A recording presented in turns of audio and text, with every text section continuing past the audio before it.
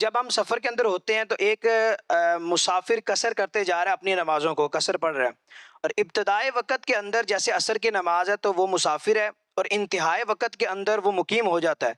तो इसमें किस चीज़ का एतबार होगा कि अगर उसने इब्तिदाई वक़्त में नमाज़ पढ़ ली तो क्या इंतहाई वक़्त में जब वो मुकीम हो चुका है तो फिर वो कसर ही उसकी बाकी रहेगी या फिर उसको पूरी पढ़नी पड़ेगी? और यहाँ अगर जब वो पहुँच जाएगा तो फिर वो पूरी पढ़ेगा या कसर पढ़ेगा? इस हवाले से ज़रा रहनुमाई फ़रमा दें। मैंने कहीं रास्ते में पढ़ लिया सिर्फ, जी। सफर में तो सफर में तो पढ़ ली, बात तो ज़ाहिर हो गई।